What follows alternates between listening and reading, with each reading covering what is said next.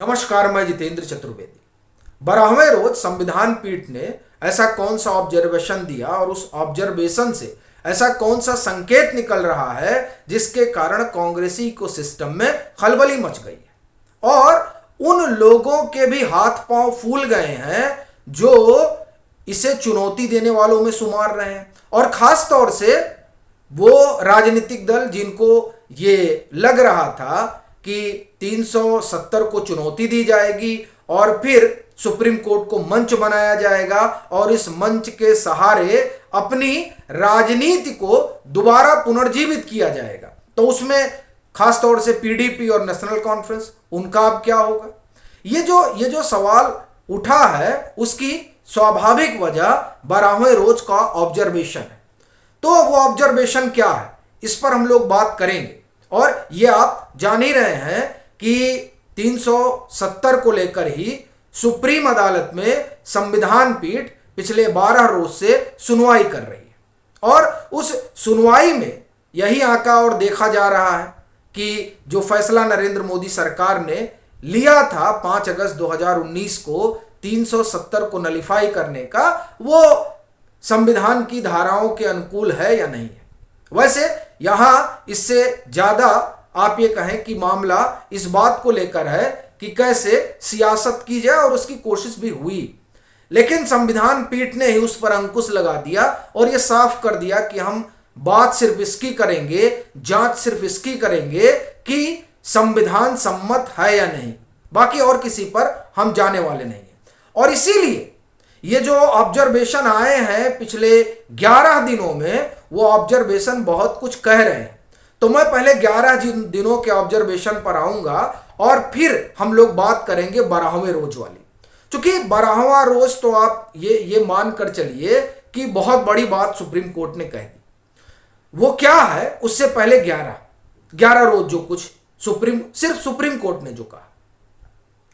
देखिए, पहले रोज से ही ये बात एकदम स्पष्ट दिखाई दे रही थी कि संकेत क्या है और इस संकेत के क्या मायने हैं।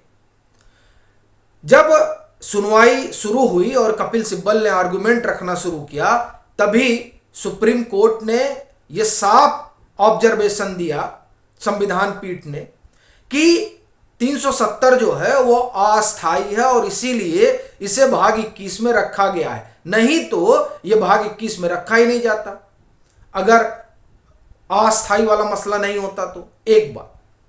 दूसरी बात जो संविधान पीठ ने कही वो ये, जब संप्रभुता वाला मसला उठा कि जब इंस्ट्रूमेंट ऑफ एसेशन हुआ तो संप्रभुता जो है वो भारत के पास पूरी तरह से चली गई।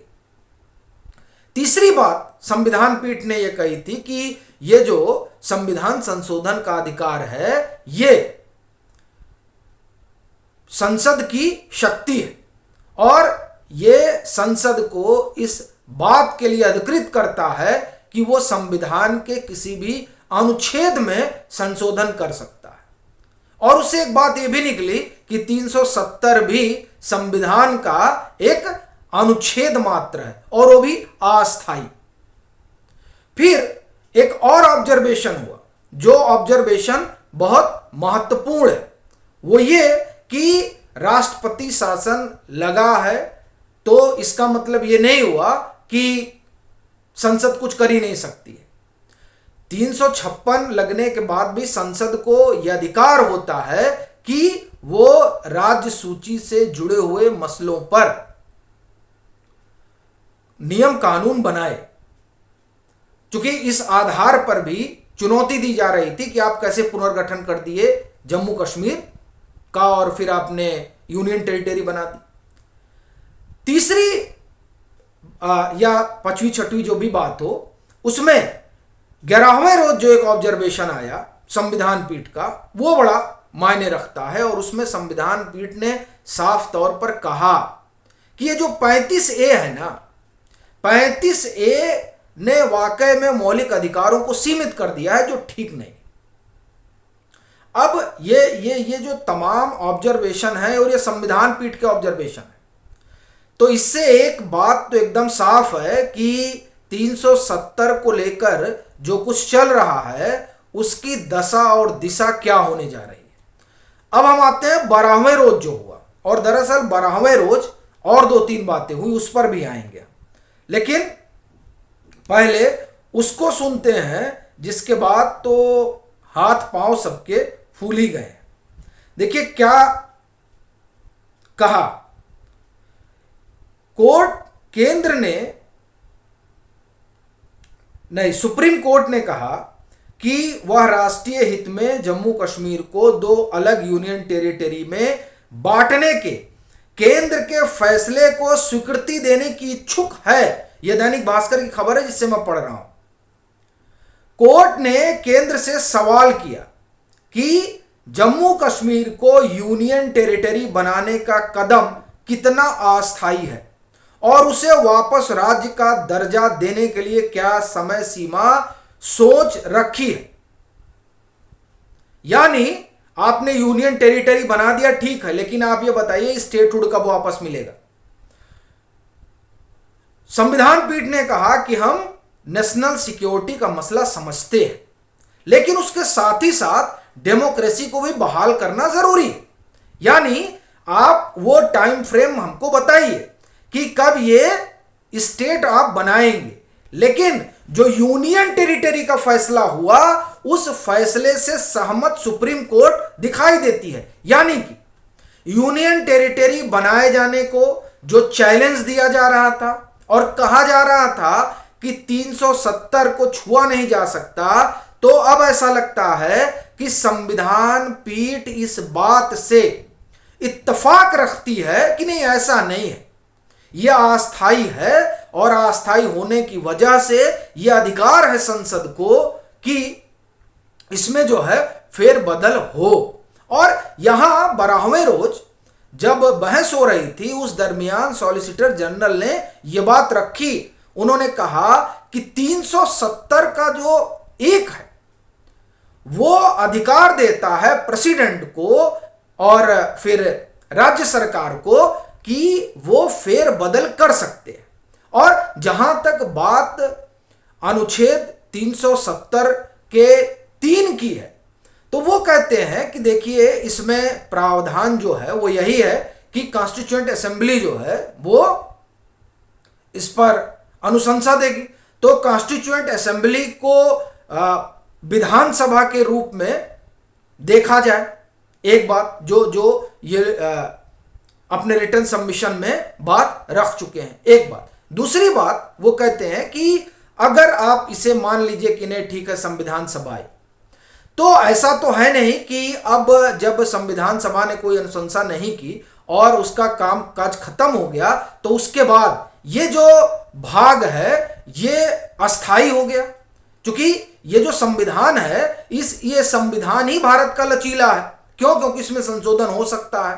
तो अब यह अस्थाई हो गया तो इसके वजह से ये जो पूरा अनुच्छेद है वो निष्क्रिय तो नहीं हो जाएगा।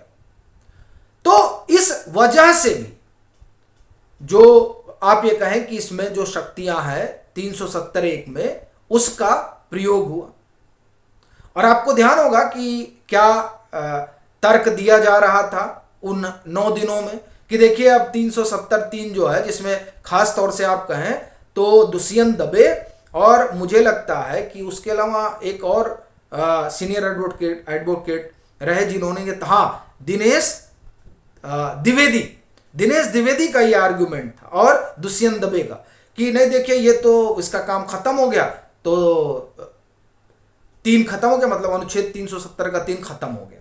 लेकिन ऐसा तो जब आप संविधान के किसी अनुच्छेद की व्याख्या करेंगे तो इस तरह से नहीं हो सकता ना कि उसका एक हिस्सा खत्म हो गया और बाकी हिस्सा बना हुआ है। उसकी व्याख्या तो इसी तरीके से होगी कि सारा हिस्सा जो है जीवांत है। और इसी बात को जो है सॉलिसिटर जनरल ने रेखांकित किया कि अब जिसको अनुशंसा करनी थी यानी संविधान सभा को, तो अगर संविधान सभा नहीं है तो इसका मतलब ये तो हुआ नहीं कि ये सब स्टैग्नेंट हो गया। ये स्टैग्नेंट तो हुआ नहीं, इसमें फेरबदल तो होता रहेगा। और इस लिहाज से वो ये तर्क देते हैं कि तब 370(1) जो राष्ट्रपति और राज्य सरकार को अधिकार देता है तो उस अधिकार का प्रयोग हो। तो इस तरीके से आप देखें कि जो ये बहस चली, उस बहस में सबसे बड़ी चीज है सुप्रीम कोर्ट का ऑब्जर्वेशन। जो आप ये कहें कि उन लोगों के लिए तो ठीक संकेत नहीं है जो 370 को चुनौती देने पहुंचे थे। अब ऐसा लग रहा है कि जो सरकार का फैसला है कहीं उस पर मोहर न लग जाए। कम से कम देखिए संकेत तो यही, अब निर्णय क्या होगा वो तो सुप्रीम कोर्ट की संविधान पीठ ही तय करेगी, लेकिन फिलहाल संकेत जो हैं वो मोदी सरकार के लिए तो बड़े शुभ दिखाई देते हैं। बाकी आपकी अपनी क्या राय है जरूर साझा करें। मतांतर से नहीं जुड़े हैं तो जुड़ें, वीडियो को लाइक करें और खूब शेयर करें।